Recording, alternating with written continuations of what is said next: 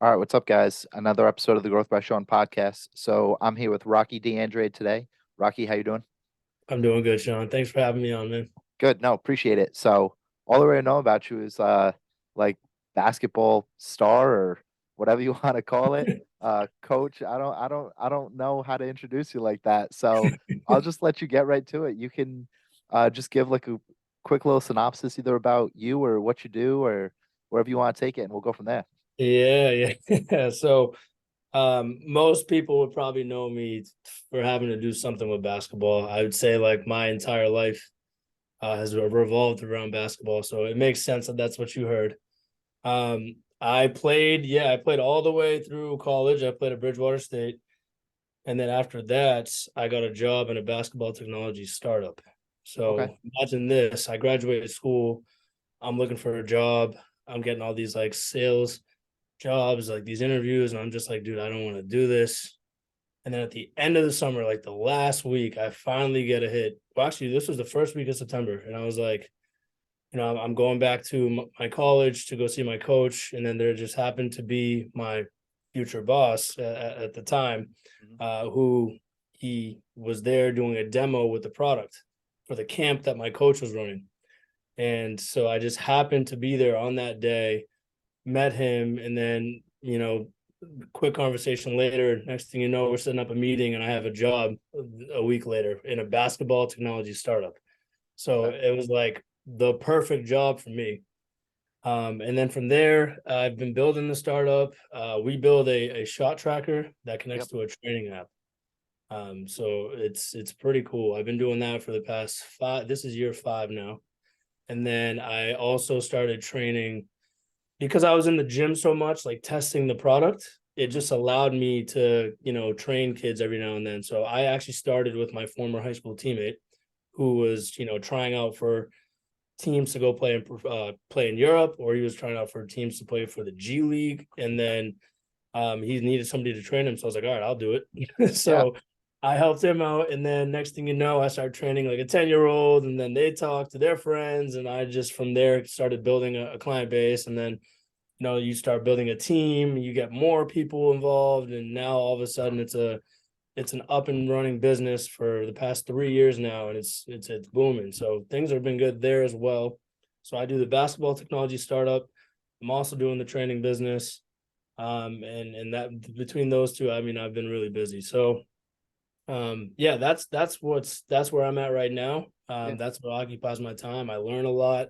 Just like you, I'm huge on self-development. So I consider that a job as well. So Yeah, yeah. cool. So the start, that's the swish hoops, Swish hoop. Yep. swish hoop. Yeah. So how did that like start? Like I know that you didn't start it, but um what what was their like mission going into it? How does it work? And now like where is it at now, 5 years later? Yeah, so when the company was actually like first created, so my boss and his brother-in-law, so his brother-in-law Dan, he wanted to create a product that would allow him to, be in the driveway and like challenge his ability to shoot the ball, like him and his kids. And so they actually created a rim Okay. that mechanically could shrink. So now Okay. you imagine trying to shoot a ball on a rim that's a lot smaller. I mean, it makes it a lot harder. Mm, So they started with that, and then they pivoted because they wanted to create a product that, everybody could use, a low cost product that could be distributed globally where a little kid could go out their driveway and use it. So I joined the company right after that moment. So I'd say like 2 years after they did that, which was they started it in I believe 2016, and then I joined in 2018. And then from there, I mean, I just saw a lot of promise in making the product something where, kids could really get better by using this on their own time. So the problem that you see with a lot of kids in basketball is they'll go to the gym or they'll go in their driveway, but they're not really training with like an intention. It's just mm, kind of like just out there shooting around, which there's nothing wrong with that. If that's all you want from basketball, it's great. But for kids that really want to get better, that is one of the most important times is the time you spend working on your game on your own. So that's really where we say, okay, this product is for the kids that need to develop how they train on their own time. And then on top of that, we've developed some technology in the product that's allowed us to now kids can compete with one another. And now they're connecting. You know, a kid in Boston can train with a kid in California, right? And Okay. they can challenge each other. And that's really, so I would say the focus of the company now is really to help players train better on their own time and connect with players around the world. Yeah. So, oh, you can keep going. No, keep it. No, that's it. That's Yeah. it. So how does it work? Like, because I've seen like the short videos of like the basketball, and you'll shoot, you use the phone, and then it'll like track the shot. Will it give you like you shot too high, too much velocity? Like, kind of walk me through like how this helps like just with your shot. Yeah, so we don't have we don't have those features in the app. We have not gotten there yet. Okay, okay, okay. We're on our way there. We right now the way the product works is you put the shot monitor in the net, and the shot monitor is what tracks your shots, Hmm. and then you connect it to the app. And there's also a little scoreboard that you can put down below the hoop wherever you want. It's within view. It gives you your stats back in real time. So Oh, you'll pick okay, a okay. drill. Yeah, you pick a drill. You start shooting. Meanwhile, the app is recording everything you're doing. So all Hmm. the shooting you do is being video recorded. And then, let's say you took 10 shots at the end of the drill, or as you're shooting, you're getting your stats back to you in real time from the scoreboard. And then when you're done, you're now able to see your stats, your biggest streak, and all the video you just did is now being broken down shot by shot. So Hmm. now, you have 10 shots you just took. You can see each one individually. And now instead of just saying, I went 10 for 10, or better yet, and now instead of just aimlessly training, you have stats behind it. Okay, I went 10 Hmm. for 10. Okay, you also know where you went 10 from 10 from. Okay, good. Now I also can see and have another perspective by using the video. So now I can see Hmm. what I did in that drill. So I think just having those perspectives in that data allows players to have tangible information to help develop their game. Yeah, it's just like another metric to like help someone like work towards something, which I think is definitely helpful. Um, so when you were like throughout your basketball career, basically like how this app, like how I'm interpreting it in my mind, is that it's competition based with yourself and competition based with others. So throughout your basketball career, how is like competition played a role in just your everyday life? Just shaped you to who you are now. It's everything. Nah, it's played a big role. So you Mm, got to think about it. So when I was growing up, training with my friends in high school, we competed every single session. Like every mm, workout, what there was competition, and that right there was what helped fuel the drive. But even before that, like playing games in the backyard with the cousins, like competitive. We were very competitive. So it started when I was young, all the way through high school, and then I think now it's more so about being competitive with like myself. Like, can mhm, I actually, can I get better today? Like, how am I going to get better today? Can I do better today than I did yesterday? How about this week versus last week? This year versus last year? mhm. And yeah, I would say competitions. I mean, it's played a big role in what I do, and it always has. Yeah, so do you see um this competition aspect in a lot of the kids that you train, or are you trying to get them to that point where they view competition uh more as a skill that they can develop? It's a mix. There are Mhm, kids that you don't have to tell them to compete more because they're wired like that. When they were a little kid, maybe they had a lot of competition with the cousins or with their siblings.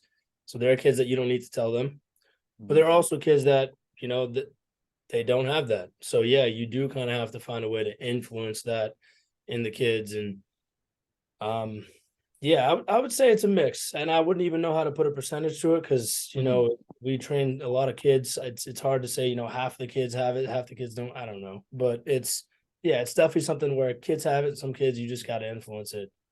Yeah, so you're a big role model to a lot of these kids. Um, just because almost like you give me that like big brother type vibes. And plus like especially through sports, that's how a lot of kids start to develop like who they are and their identity, things like that. So do you see a lot of yourself in the kids that you train, or did you ever see yourself as being like that mentor for them, or is this like a new identity that you're kind of like stepping into? Man, that's a great question. I would say, yeah, like I always knew that I was gonna be helping people. That's Hmm. very much my like I know I'm on this earth to help people think better and be better. Like that, if I Hmm. could sum it up, that's like my life's mission statement. So I always knew I would, I just didn't know how. So when I started training, that was really when it made it clear, like, okay, I could do this forever. Like I don't feel like I'm working. This Hmm. comes naturally. I don't need to put a lot of effort into this. Like I can just go out there and it just like there's something else going on. Like I just there's something else flowing through me that's helping me these with these kids. So it's like, yeah, that it I've also always like been pretty keen on like leadership. Hmm. I've been known to be a good leader back in high school, captain of the high school team, the college team, and leadership awards in college. Like I very much so, and I thank that to like my parents because they set a great example of how to treat people, and my siblings. So yeah, like leadership and helping people has always been something that's kind of just been in my DNA, and so like having the platform and the ability to do it, Hmm. it means everything. Yeah. So a lot of people when they talk about like helping others, Yeah. um, personally, I think that you need to help yourself in order to help others. That's just like a personal belief that I have. Were there maybe a couple monumental moments throughout your life where you had to really hone in and help yourself in order to go and help everyone else?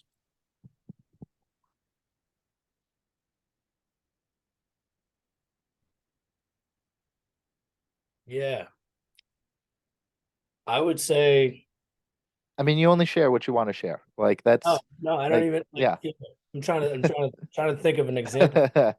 That's a great question. Um, I hit you with some tough ones sometimes, you know? yeah, no, you're good. I can tell you, you can do this. That's for sure. So was there ever a time that I realized that I needed to help myself Hmm. in order to help others? Hmm. Maybe you're in that ebbs and flow of life where you're here, you're Yeah, starting to dip down.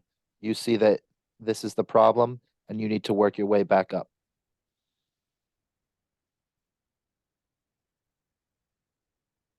yeah. I think just that's something that's kind of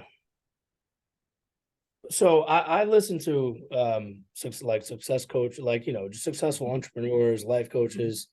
Like if you go on YouTube, you can listen to those motivational videos all day. Hmm. Like there's just Hmm. 10-minute clips. You just watch them. It's just a bunch of the best speeches put together. Hmm. I've been listening to those for the past 5 years, like religiously every single day. I could not tell you the last day I didn't. Hmm. It's just what I do. So, I wake up, first thing I listen to. I'm in the shower, cooking, on driving on the road. Like this is what I do. So hearing the messages in those videos is very similar to what you just said. Is like, if you really want to make an impact in this world and help people, like Hmm. you have to change. Hmm. So I realized doing reflection that I wasn't doing nearly enough. Like my habits were not where they needed to be if I was going to get to wherever I wanted to get to. So Hmm. I would say right there, just like the amount of reflection that I do and realizing, okay, like just being real with myself, like, okay, Hmm. if I want to get there, is what I'm doing today actually going to get me there? Hmm. And that I think right there is what pretty much answers your question is like, yeah, I do that on like a frequent basis of like just being real with myself and Hmm. is this really going to help you get to where you want to get to be able to help the amount of people that you want to help. Hmm. Uh, yeah, so I would say that, man, just like reflecting and constantly reflecting and looking at my life and being real with myself to see that, Hmm. hey, look, you're not where you need to be if you're going to be able to if you're going to try to help the amount of people you want to help on that scale. Now, I'm going to challenge you a little bit here. So, Yeah, all of like these different motivational aspects that we can consume and take in, yeah, it's one thing to take them all in, it's another thing to go and take action and act upon them. How are you when you meet someone, like maybe not like this interaction here, but maybe more people that you see on a daily, weekly basis, how can you get them to not just listen to what you're saying, but start to implement the practices of like the self-reflection, and they need to see it in themselves if they need to change, not just from like the outside source of you. I would say learning about communication and talking to people, and learning a little bit how people work. Hmm. Uh, because being a basketball trainer is great. I teach a lot of, I could teach a step back all day. I could teach a pull up, whatever. But like teaching a kid how to have the habits of a successful person, Hmm. and being able to, if there is some sort of slump that they're in, or if they're, messing up and all of a sudden they're getting down, being able to have a conversation with them that asks them questions and guides the conversation, instead of me telling them, hey, you can't be negative, be positive. Like Hmm. the way that I communicate now versus the way I communicated when I started, and because of the videos that I've listened to, Hmm. is night and day. Like just my approach to how I teach, and just the communication behind like how to influence somebody is just, it's Hmm. way different. That's why I asked that, because like when I think about like my personal life, and like when I was younger, Mhm. I wasn't like as self-aware as I am now. You know, everyone's still trying to figure out who they are, what they want to do. And like, let's say I was a little bit more of a basketball player and uh had been learning under you, like perhaps you're not someone that I might have wanted to listen to when I was at a younger age, you Right. know? So someone like me that maybe wouldn't really want to listen to you, how can you still have an impact on them, even if you can tell that they really don't want to like have you be their leader? Are you pointing them in a different direction towards someone else that you might think helped them more? Are you just trying to find a different approach to it? Yeah. So I think having an understanding of what the kids' motives are is important. So like if a kid's there because their parents have them there and they don't actually want to be there, Mm. that's a conversation I have with the parents. Like, hey, look, Hmm. I know you're in good faith trying to get your kid to try a lot of things. Basketball may not be one for your kid. He clearly doesn't want to be here. Like he's here, he's not paying attention. Hmm. And like I won't do it on the first session by any means. Like I'll Hmm. get, it's if is this a repetitive thing where the kid comes in and just does not want to be here, which Hmm. this does not happen often. But if it has to, then we have to have that conversation, because look, if the parents, you want your kid to try new things. Yeah, I totally understand that. Um, but you also want them to like have joy in what they're doing. So look, if the kid's going there and they're miserable, hey, basketball's not for them. That's fine. They can do something else. Hmm. Um, but if the kid's there and the kid actually does want to get better at basketball, but maybe they just have, but maybe they just, attention wise, they just don't really, their attention span is very weak, which Hmm. this is very like this happens, especially with the younger kids. So with that, it's just like about trying to keep things moving. Like I don't ever, you have to keep the kids engaged. Hmm. So for that, it's just like figuring out what is going to keep the kid engaged. And if again, if I can't find that answer in the session, then I go back home and I say, okay, well, what could I have done better, and Hmm. reflect. Look, sometimes you just gotta say, I don't know. So if Yeah. I don't have the answer, hey, I don't know, but I'll reflect, see what I can do better, and try again next time. Yeah. No, that makes sense. Transitioning just a little bit more to like the basketball like side of things, not so much just the mindset Yeah. side. What are some of like the biggest um how should I word this? Like why are people not elevating their game as much as they want to? I feel like that's a good place to start. Intentional, just not being intentional enough. I think Okay. there's a lot of players that just are not intentional about what they do to get better. Another one Hmm. is people just don't have plans.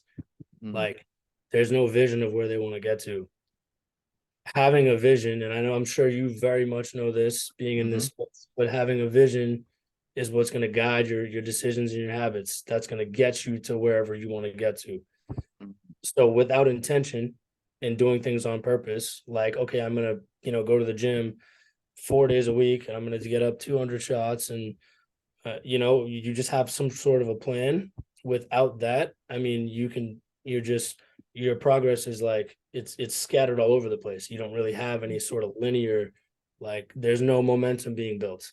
So I would say just having a clear direction and being intentional about what you're doing. That's why some players just don't get to where they want to get to, and why some do. Hmm. But Now, how different was playing in college versus playing in high school? it was definitely different. uh, I would say college was harder in the sense that, I mean, you got to imagine everyone in the college, uh, in the college game, they were one of the better, if not the best player on their high school teams. Hmm. So everybody's there, everybody's working. Like it's rare to find like players that like that don't hoop in college, right? But in Hmm. high school, I mean, there might be 3 or 4 kids that are good on a team, but then the rest of the kids like it's a joke. So it's kind of like I would say just the level of competition. Obviously, the people that make it to that Division 3, Division 2, Division 1, like the higher you get, the more serious it becomes. With respect to, but just the like the amount of, the more it becomes like a job. You know what I mean? Hmm. Um, but I would say just the level of competition. I mean, for me, it was a little different because I went to a Division 3 school, Hmm. and um, we didn't the college environment, I would say, just wasn't as lit as the high school one. Like Hmm. Hmm. my high school, like we had our entire gym like just packed every game. Like Hmm. we go to like travel and play other towns in the area. Like basketball was a big deal, and Hmm. then like, playoffs, you would fill up thousands of people are coming to watch you play. So I would just say like just the environment of the at least for like the league that I was in, or like, I'm sure if you go play at some other schools, there are some other schools in Division 3, like the fan section is just wild. Like it's Hmm. just a bit different about like the intensity of the fan section and stuff. I missed that part about high school for sure. But it was Yeah. still it was Yeah. still Because I'm a Bridgewater alum. I don't know if we were there at the same time. I was there when when you graduate. I graduated in 2018. Oh, me too. All right. Yeah. Because I knew Mike. I probably met Mike in like my sophomore year, I think. Sophomore or junior year, I think I met Mike. Okay. Um, and so I went to a couple games, but not a ton. And like my high school was like 400 kids, like total. What? Yeah, yeah, I went to a really small high school. But like basketball, I mean, we weren't like God's gift in basketball, but like like we had a section where there must have been 50 or 60 of us that showed up to a game. I mean, that's an eighth of the school. Like, you know, like and going to like a Bridgewater game, it wasn't the same. I don't know if it's because you don't know everyone or things like that. So I didn't know like I didn't really know how it would be going to like a Bridgewater game versus like a regular game, but like for high school for us, like we would travel to the games, just like you were saying. Yeah. And it was crazy. Like Bridgewater games, they were all right, but I mean, they weren't fantastic compared to just like the high school atmosphere. Um, Yeah, now that you say that, maybe it's because in high school you're playing with the kids that you grew, or you're going to watch the kids that you grew up with. So yeah. there's more of a bond there. You know what I mean? Hmm. Versus in college, these are people you just met maybe within the last year, if that. Yeah, So because it's not like I even knew you were on the team. like, You know, literally, you know. So were you you know. were you growing up always the best player on the court for the most part? No, I wasn't. I Okay. was one of the better players on the court, yeah, but not every time I stepped on the court was I the best. I played with some really good dudes. Let's see. Even like just the AAU circuit. I mean, we played against a lot of good players. So some guys are even like the NBA now. So Mhm. no, yeah, it was competitive, man. Like a Yeah. lot of good So athletes. were there how did you feel going into a game when you knew you weren't the best player on the court? It's funny because I never actually like go onto the court saying like I'm not about to Okay. like, you know what I mean? Like I Hmm. feel like every time I step on the court, like okay, I'm gonna be the best player today.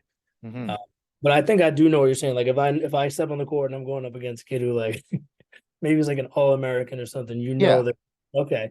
Um, you don't feel any different. It's another Hmm. game. No, I Hmm. really don't. Like, and it's just you just got to go up and put out your best. Like, it's not really like a oh, I'm going up against this kid. Like, no, we're about to battle. Let's go. Like, So even in terms of like when you're in the playoffs, how did those feelings start to differ? Was it still the same thing, just another game, or was there a lot more nerves behind it? it's another game, but there's definitely nerves behind it. You know the Mhm. stakes. Like you lose, you go home. Yeah.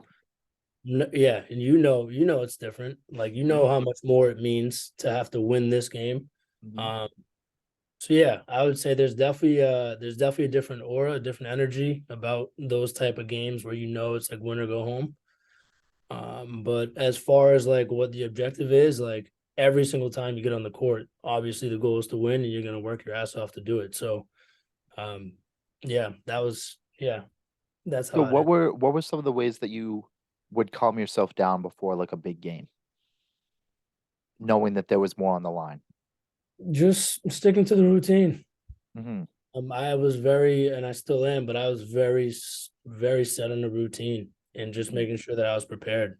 And I think that was, uh, just something I did to make me feel confident and ready to go. Making sure I got my workouts in before the games, and even getting my shots up, and making sure I'm listening to the right stuff. Like I don't, for me personally, like I like to watch, like Steph Curry highlights just because that just modeled my game after him and CP3, Kyrie. So like if I was on the bus ride to a game, I'm watching how they're playing Mm. just to see what I could take. And I would also listen to like Eric Thomas. So Yeah. just taking in that motivation before games.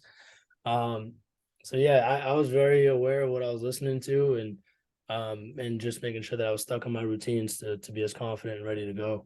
So guys like Steph, um, Kyrie, CP3, just by watching them, were you trying to emulate their game, or were you trying to like go and like recreate the moves that they would do to enhance yourself? Like how were you trying to like do you know what I'm trying to say here? Yeah, yeah, Yeah. no, I would say it was kind of like a mix. It's like kind of like emulating, kind of like studying. If I'm in this Hmm. situation, what do they do? Okay, cool. Like, but emulating big time. Like my shot in high school was good, but like my form was not that good.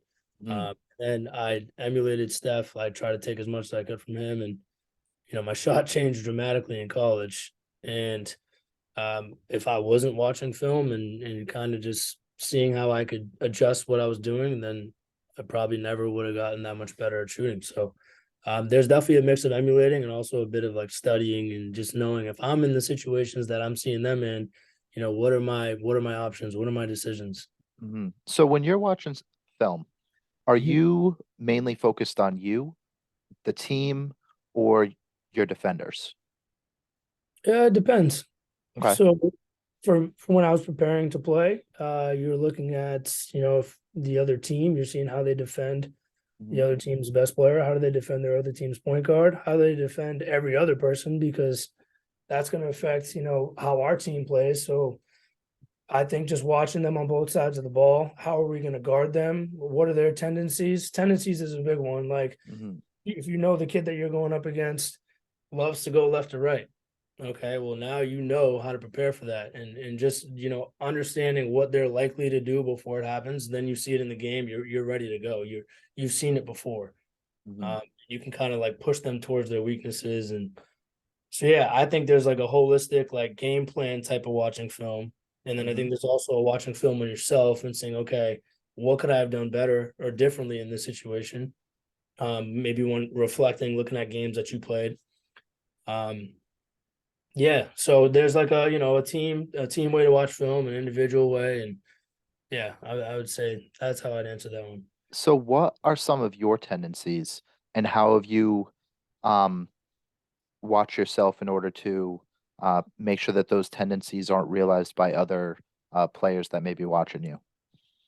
Oh, that's a good one. So I was very deceptive. Like I was a smart player, somebody who would like I would see something that could open up and then like kind of pretend like I wasn't about to do it, and then I would just quickly do it. So that Mm, was kind of like my thing, was like I was very spontaneous. You didn't know what I had to kind of outsmart people because I wasn't the most athletic dude on the court. hmm I was quick, which was helpful. But like in terms of like my ability to jump or just raw speed, like I wasn't the fastest, or I wasn't the one that was able to jump the highest. So I had to figure out other ways to get advantages, and I guess using my brain and just kind of being smarter than other players was what I tried to do. So that's how I was trying to, it's just being unpredictable. Like Yeah. the best players are the best actors. I've heard that one before from a really good Hmm. trainer, and it's so true. So were you more focused on just building your strengths or seeing your weaknesses and making those better as well? Depends on the time of the year. I mean, at least Okay. my answer now, if you had asked me that question years ago, I don't even know how I would have answered that. hmm But at least now I know, like, depends on the time of the year. In season, you just want to double down on your strengths hmm and do what you're going to do in the games and just keep repping that out so you can just be as ready as possible. And then in the off seasons, that's when you work on, okay, I'm not good with my left hand. I need to make sure that I spend this entire off season getting good with my left hand. So the off season is really the time for you to develop your weaknesses. Okay. So I was watching a couple of your different like YouTube videos and things like that. Yeah. Um, I think it would be helpful to just like a brief walkthrough of like a step by step, almost kind of like the shorts that you had on there of how to perfect a better layup, how to perfect your shot a little bit. What are some of like the small things that someone could start doing today to um enhance those? Okay. Do you want to know about like specifically like a layup and a shot, or are you just saying like developing skills in general? I think a layup and a shot would be like more beneficial. Okay. First thing I would do is just kind of make sure that the kid has some sort of foundation set. So like if they're going up and they're just completely off balance on their layups, first thing we got to do is make sure that you're on balance and you can do things hmm with some sort of control. Okay, then we start testing out. I would say like, let's have you drive to the rim, and when you're driving, let's go off the left foot for now. Okay, so let's see what they can do going off the left foot. So everything you got to do is off the left foot. I don't care how you finish right now, but it has to be off the left foot, right? And now I'm just giving them different constraints, different cues. Okay, now everything's gonna be off 2 feet, and just kind of like seeing how they can do, just giving them some sort of like block practice where it's really just about, can you do this consistently? Okay, great. Now, once you've kind of gotten it down, let's throw you under the fire a little bit. Now I'm going to start to challenge you. When you drive, I'm going to give you a random cue. You don't know what I'm going to say, left or right or 2 feet, but you got to find a way to get to whatever I give you on a cue. Okay, so now challenging their ability to be able to do these skills quickly on the fly.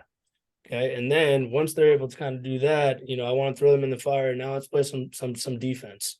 So at this point, you could go like guided defense. I think that would be best to transition to, so that they aren't going 100% into the fire, but like you're at least throwing them something where they're being challenged.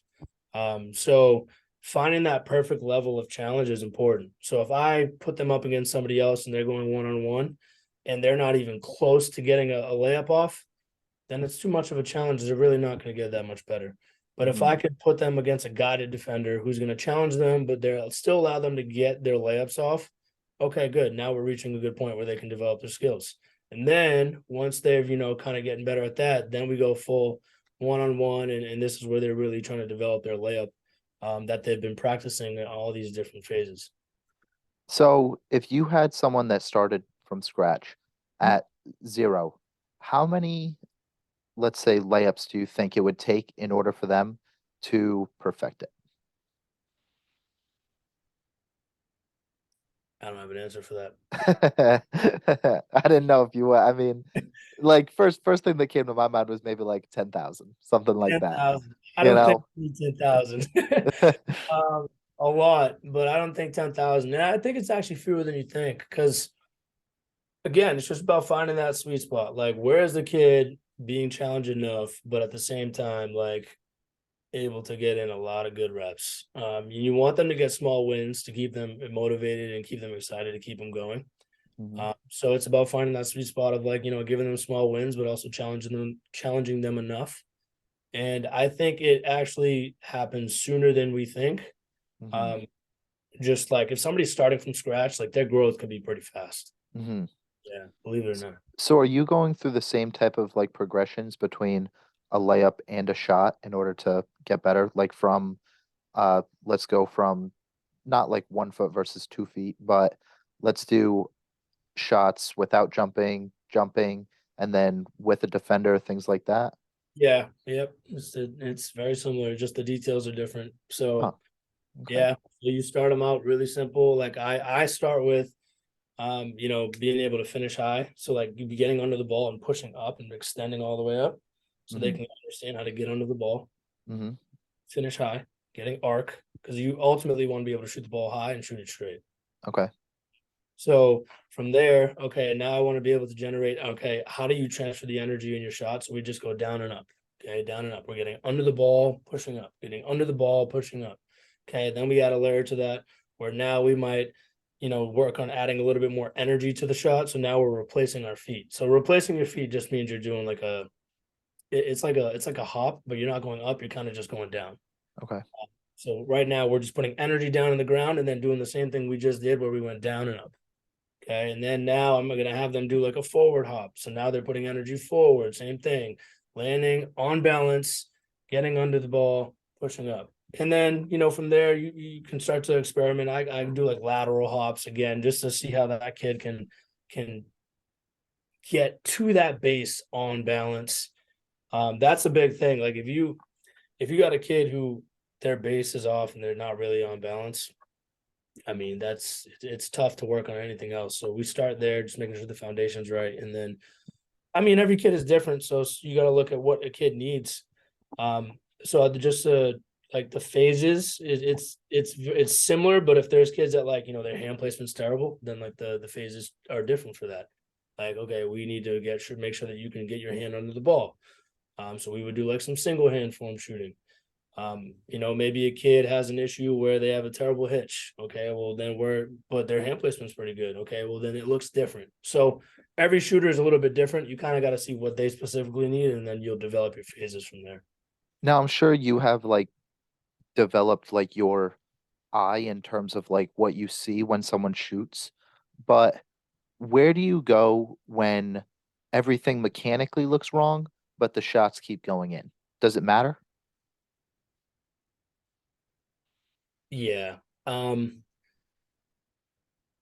Yeah, because having good form is so important. I mean, like if there's like a couple non-negotiables like you like in shooting, and I just would say like, for example, if you're shooting like this Mm-hmm. and your hand's not under the middle of the ball, Mm-hmm. and like you're jumping up and holding up in the air and then like releasing, like that to me is I just wouldn't let that go. If Okay. you're absolute knockdown, like Mm-hmm.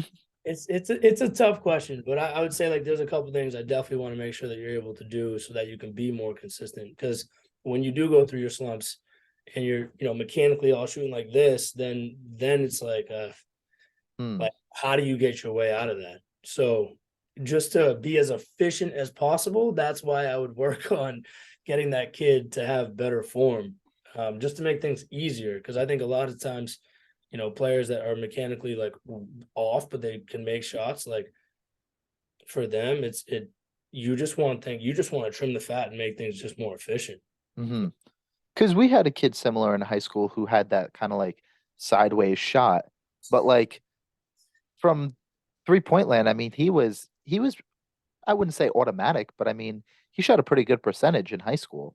So I find it just difficult to completely rewire someone's shot, especially maybe like mid-season, in order to get them to like have a completely different shot mechanic wise when this is what they've been doing all their life.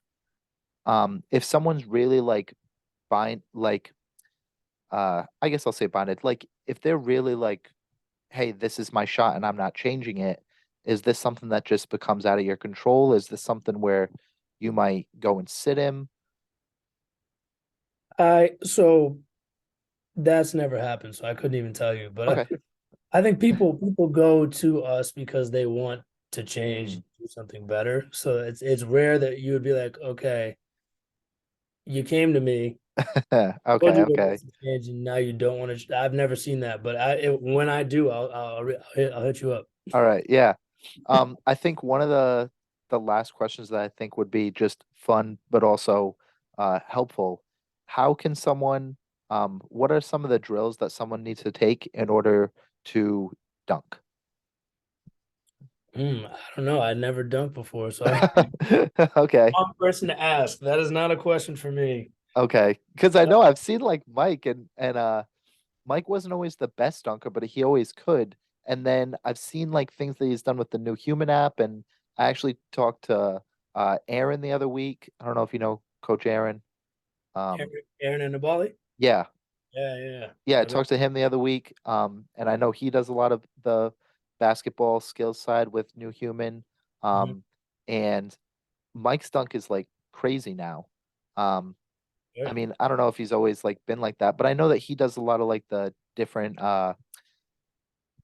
things that are like based in the gym in order to translate to the court. Um, I think one of the last questions then can be how do you find like a balance of the gym and how the gym will translate onto the court? If that doesn't make sense, I can reword it because I come from like a little bit of a background from like strength and conditioning, and I found that not everything you do in the gym is going to translate onto the court, or field or whatever sport we're on. So how do you find like that balance of this is trying to think like finding that balance of this exercise I know is beneficial, but it's for some reason not translating to the way I want it to. Are you saying like how do I find the balance between putting drills together that are going to help a kid actually get better on the court versus I think we can take it that way. Like, if I was to give you an example, Mhm. like we I had interned at Milton Academy when I was in Bridgewater, Nice. and we did a lot of drills with like speed ladders and things like that. But we found that a lot of the speed ladder drills weren't translating, um, like to the correct footwork, like when you got to the court. I'm not like as knowledgeable. I wasn't sure your background knowledge base and whether you could answer if something like that isn't translating onto the court, how do you change it? Is that worded better? Yeah, yeah.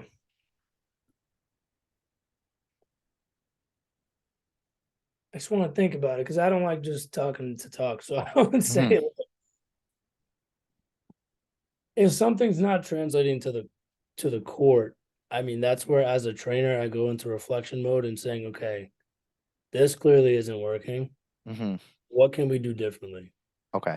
And then from there, like doing my research, studying, and that's so that has happened. Like there are times when and I'm sure it'll happen even more, where there are times where I don't know all the answers to how I Hmm. can help the kid get better, and maybe there's something really specific. So okay, go back to the drawing board, study, Hmm. try it myself, see how it feels when I'm doing it in the gym, and then just get a real understanding of what I'm trying to help the kid with. Go back, and then it somehow it always works its way out. But that's how I would go about having done work that did not translate, and then being like, okay, this is what we need to try, and then just going back. A lot of what we do is experimentation, dude. Hmm. Like you look at what other trainers are doing. You say, "Well, I like that." And what if I put a little spin on it this way? Okay, great. Like, great, yeah. And that's how you kind of like develop. That's how I developed a lot of my stuff. Was just like research and studying and trying it myself, and then applying. And if I fail and it doesn't translate, then we just try some other stuff. But it's just constant learning. Hmm. I'm gonna do some reflecting on how I can word that question better, use a better example in order to perfect that question for like someone on the next one. So, but how I like to just end them just a little bit about like where we can find you, work with you, things like that, and wrap it up today. Yeah, yeah. You can find me on IG, Rocksteady RD3. I'm on TikTok, Twitter, yeah, all those platforms, same username. And check out Swish Hoop as well. Doing a lot Mhm. of work there. And NPC Hoops, that's the training business. So you can find me in all those platforms. All right, sweet. I appreciate you hopping on today. This is good. Yeah, thank you for having me on, Sean. This has been great. Appreciate All you, right, bro. I got you. Thank you.